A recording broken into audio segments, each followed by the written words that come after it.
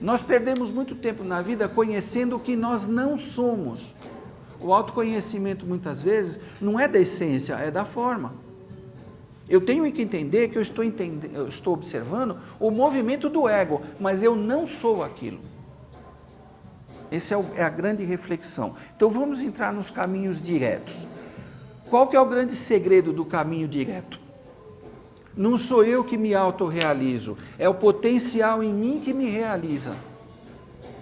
Entenderam? Eu inverto. Entenderam?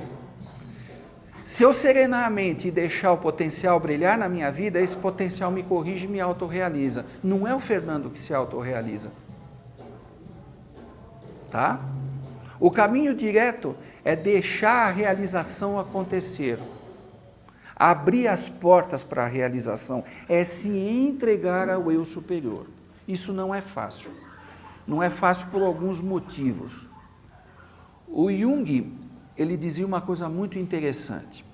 Ele dizia o seguinte: o colapso do ego no self representando o eu superior, é catastrófico. O que significava isso? Que nós temos um medo enorme de dissolvermos essa entidade que nós criamos. Nós estamos identificados com ela. Matar essa identidade é morrermos, nós morremos por uma parte de nós. E o nosso apego é tão grande que a gente não abre mão. Então eu vou fazer o quê? Eu vou pelo caminho racional. Eu passo a passo vou construindo minha autorrealização. Vai nada. Você vai ser um homem virtuoso. Mas o potencial que existe na gente e que brilha e que transforma a gente, nós temos que abrir a porta para ele brilhar nas nossas vidas. Só para lembrar um pouco, se vocês lembrarem aquele filme que foi a Era de Aquário, que foi nos anos 70, eles falavam assim, quando a Lua estiver na 7ª casa e Júpiter alinhado com Marte, iniciou a Era de Aquário. E o refrão da música era Let the sun shine in, deixa o sol brilhar dentro de si. Né? Não é exponha-se ao sol, deixa o sol brilhar dentro. Esse sol tem em todos nós aqui, ó. Tinha no Einstein, tinha em todos os seres que a gente conhece. Eles sabiam disso, eles deixaram o sol brilhar.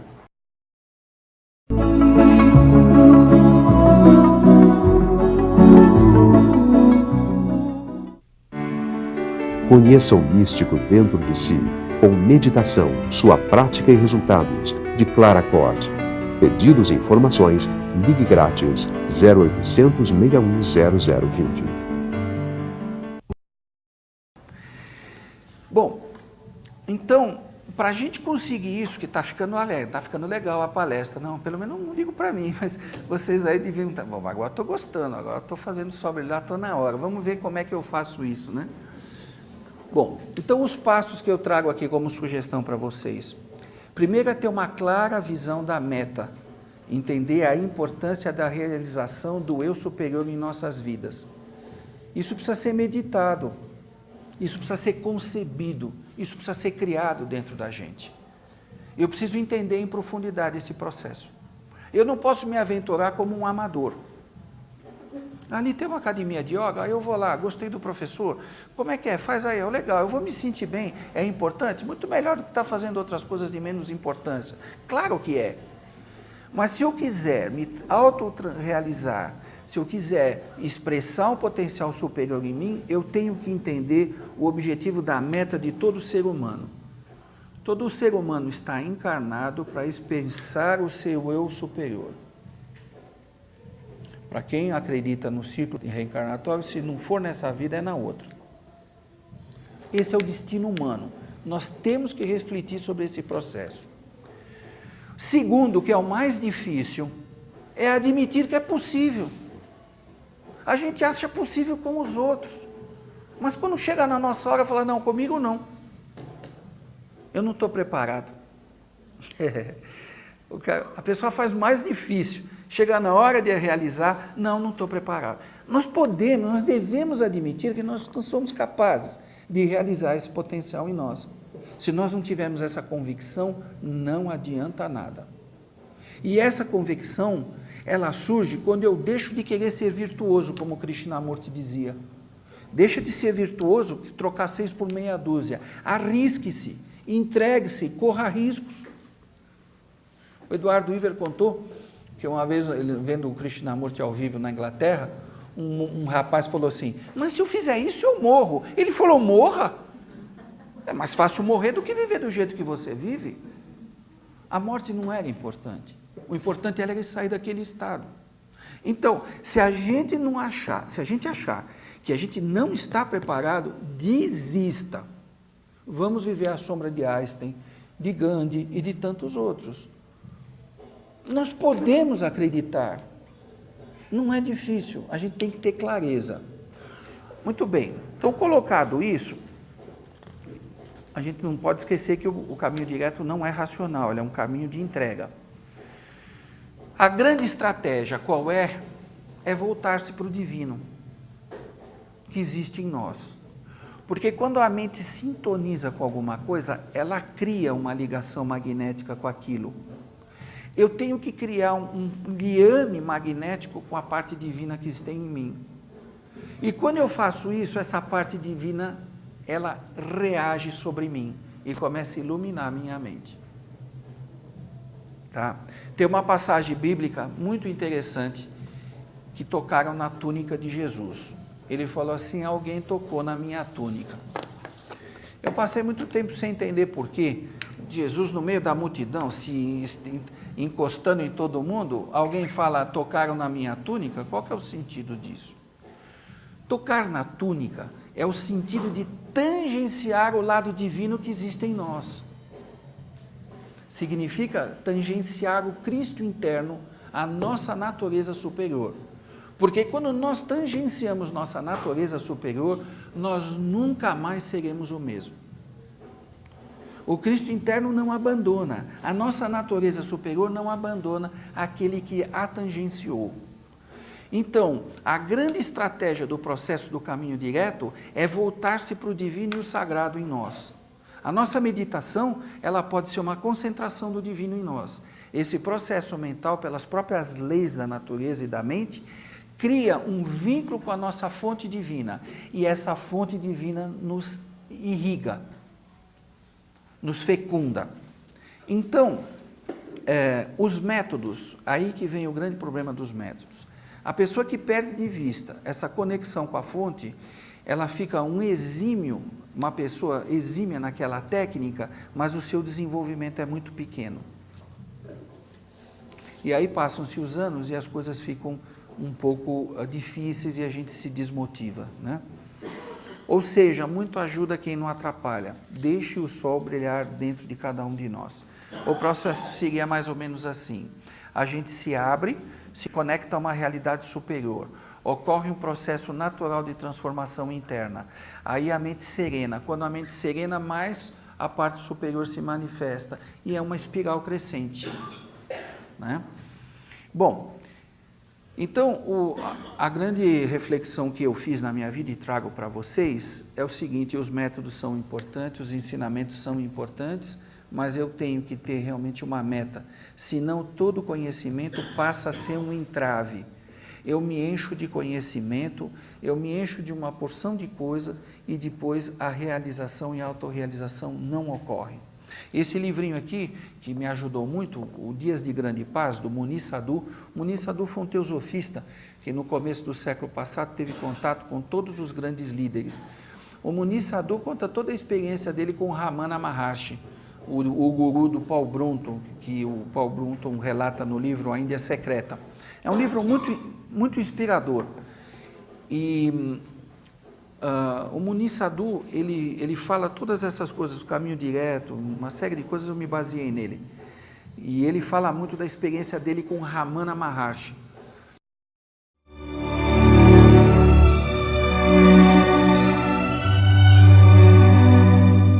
Autocultura à luz do ocultismo. Como atua a consciência? Através de que meios pode o espírito realizar o supremo trabalho da evolução individual? Compreenda este processo neste livro, em que I.K. Taime apresenta, em linguagem contemporânea, uma clara visão da consciência atuando através de seus veículos. Autocultura à Luz do Ocultismo é uma obra fundamental sobre teosofia, publicada pela editora Teosófica. Pedidos e informações, ligue grátis para 0800 61 0020. Eu quero falar de duas pessoas que falaram o tempo inteiro do caminho direto, Jiddu Krishnamurti e Ramana Maharshi. O Jiddu Krishnamurti a gente conhece, ele não tem tem uma foto dele ali de turbante, né? O Jiddu Krishnamurti ele tem uma mensagem central que é a autoobservação. Observar as emoções e os pensamentos sem se identificar com elas, como se fossem nuvens passando no céu. Pela autoobservação sistemática e desidentificando dos meus pensamentos e das minhas emoções, eu vou serenar a mente. Serenando a mente, aí o processo ocorre. Ele não perde muito tempo, Krishnamurti, dizendo de estados alterados de consciência. Mas o olhar sem julgar é Turiya, um dos estados da yoga, que é os estados de maior bem-aventurança, é quando você olha e não julga. Você vê a diferença, mas você não pontua, você não dá valor às diferenças que você vê. O maior mal da gente que nós chegamos cansados no fim do dia é que a gente passou o dia inteiro criticando tudo e a todos. A gente vê a diferença, mas a gente se envolve e põe o nosso valor, o julgamento. Turiya é um estado de perceber sem julgar. Então, Krishnamurti fala que pela observação sistemática, desapaixonada e desidentificada dos pensamentos e das emoções, a gente entra num estado, esse estado de libertação. O que vem depois ele não fala, mas é mais ou menos o que os outros falam. E o Ramana Maharshi, que é a minha experiência mais recente, ele fala do Vichara. O Ramana teve uma história interessante. Ele, com 16 anos, sentiu que ia morrer no quarto. Ele olhou para o corpo e falou, mas eu não sou o corpo físico. Ele entrou em estado letárgico, saiu dessa experiência e nunca mais foi o mesmo. Fugiu de casa e viveu 5 anos em Tiruva, na Malai, numa região do sudeste da Índia, e lá ele passou todos esses últimos 5 anos numa caverna em meditação sem falar. E uma senhora lhe dava comida, senão ele tinha morrido de fome. E o Ramana escreve o primeiro livro com 21 anos, chamado Who I Am, Quem Sou Eu? Essa Vichara, a autoinvestigação, consiste em você questionar a mente até o ponto que ela não consegue responder.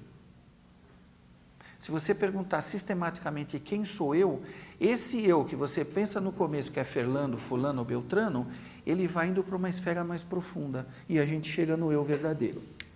Então, por exemplo, eu estou no meu dia a dia, eu fico aborrecido com alguma coisa, eu diria, quem é que se aborreceu com isso?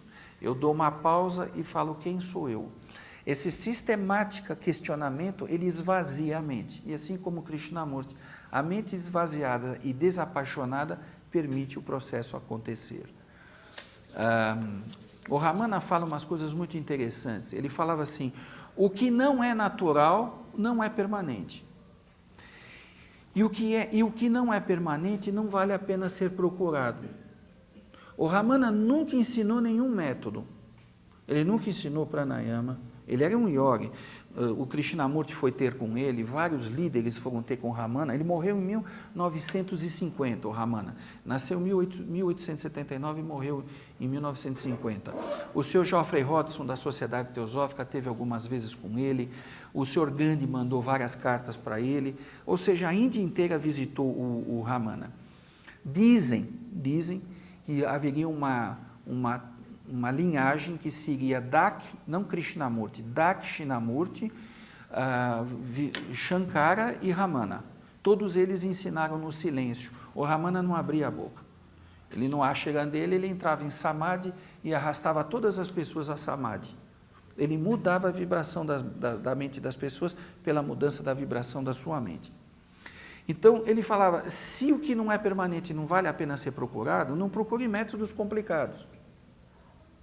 O quem sou eu do Vichara, a gente faz no trânsito, faz tomando banho, faz em qualquer hora do dia. Né? Se quiser fazer movimentos complicados e ter uma saúde cada vez mais perfeita, faça. Isso não tem nada uma coisa que ver com a outra. E ele dizia o que todo o ocultismo fala, que existe um centro no coração do homem. O centro no coração do homem é a sede do ser, que eu chamei de princípio universal no começo. Esse centro no coração é o centro de consciência. E é desse centro onde surge o silêncio interior e a verdadeira transformação do homem. Então, finalizando, nós conseguimos nos autorrealizar. Nós somos seres autorrealizados e agora a gente faz o que com isso? Né? Fiz um esforço enorme, consegui captar todas essas coisas, faço o Vichara há 30 anos e aí eu me autorrealizo. O que eu faço com isso? Vocês já pensaram? A gente recebe uma condecoração dos Himalaias, escrito autorrealizado. Aí a gente não paga mais supermercado, não entra em fila de banco, mesmo tendo menos de 65 anos, e acontece uma porção de coisa. Vocês já refletiram para que a gente se autorrealiza? E o Ramana diz assim, a maior contribuição que você pode dar à humanidade é a sua autorrealização. Isso a gente precisa entender um pouco, porque Goethe dizia nada mais perigoso do que um ignorante ativo. O mundo está cheio de gente ignorante, gente instruída, com diploma em Harvard, nos lugares mais importantes do mundo, mas eles são ignorantes da causa humana. Essas pessoas destroem o mundo. Eles são realizados, pessoalmente falando, são grandes profissionais, mas a serviço do quê? Então, a autorrealização não é para o Fernando. A autorrealização é para expressar um princípio universal na Terra e aí trazer paz e harmonia. Dostoiévski falava, quando o homem for fraterno, a Terra será o próprio paraíso. Cabe a nós construirmos isso. Toda vez que a gente melhora um pouco no caminho da autotransformação, a gente melhora o mundo. A gente deixa de poluir o mundo. Essa é a minha reflexão. Com isso eu termino o que eu tenho para dizer, tá bom?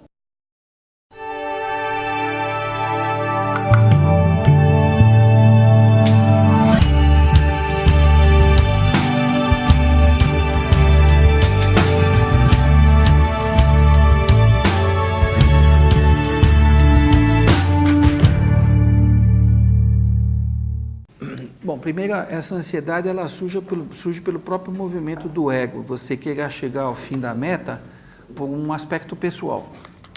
Isso gera uma ansiedade porque eu estou numa perspectiva pessoal, egóica, do ego pessoal, do ego psicológico.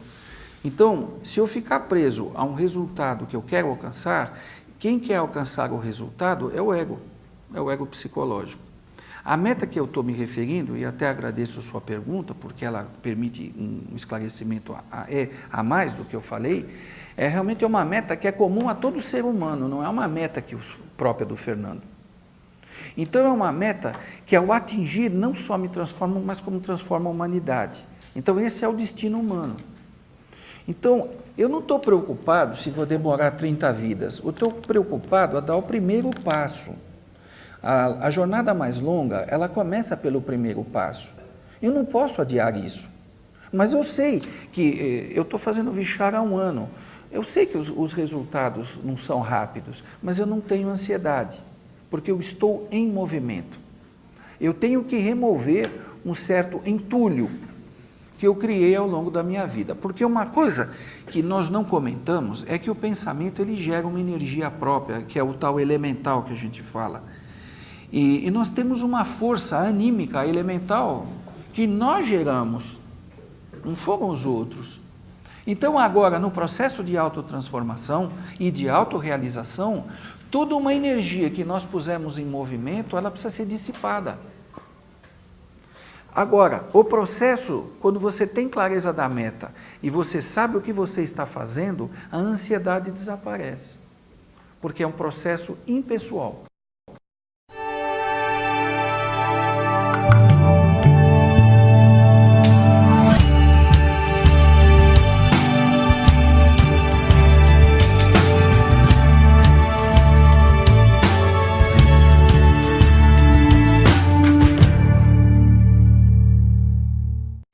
Olha, tem um livro chamado A Luz no Caminho, ou como também é considerado no meio esotérico, o Caminho Iluminado.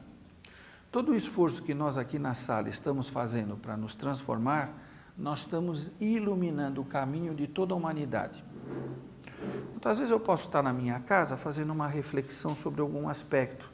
Eu deixo essa semente no plano mental e ela vai enriquecer algum transeunte que vem depois de mim. Como aqueles que foram na minha frente deixaram sementes que vão me iluminar, né? Então ele é chamado também o caminho iluminado. Todo o esforço para a autorrealização é uma contribuição para transformar os que vêm depois da gente, né? Essa transformação coletiva que você está falando, seguia a tal história do 100º macaco, né? A hora que essa cultura que nós estamos discutindo nessa sala, ela passa a ser a cultura vigente, então essa meta, essa busca do eu, a realização do eu, de uma forma impessoal, passa a fazer parte do paradigma da cultura mundial. E aí é uma coisa em cadeia, tá certo? Por exemplo, o dinheiro do mundo é suficiente para acabar com a pobreza do mundo 10, 15, 20, 30 vezes. Por que existem pobres? Sem dúvida, porque as pessoas não se debruçam na causa humana. É interessante para algumas pessoas manterem a pobreza. O Paulo Roberto, aquele irmão nosso que transitou na política, ele fala uma coisa interessante. Ele fala que para o capitalismo, a solução do crescimento do capitalismo se faz através das guerras e o socialismo através das medidas sociais e da transformação dos meios de produção. Como o socialismo ele ainda não conseguiu se estabelecer, as guerras continuam acontecendo. O mundo está se ficando capitalista, ele chega num ponto que é preciso haver guerras. Essas são as visões materiais. O carro-chefe é a economia. O dia que o carro-chefe for a ecologia e os direitos humanos e o respeito humano, e deveres, né? Porque aqui, no mundo inteiro, ninguém quer saber de deveres humanos, todo mundo quer saber de direitos humanos, né? Mas o dia que nós tivermos também direitos e deveres humanos, aí pode haver um processo que acelere e contagie de uma forma geral. Hoje em dia, o paradigma do mundo de hoje não é esse, né? O paradigma, hoje a gente precisa pedir licença para ser normal. Em alguns lugares, a gente é ridicularizado porque é honesto.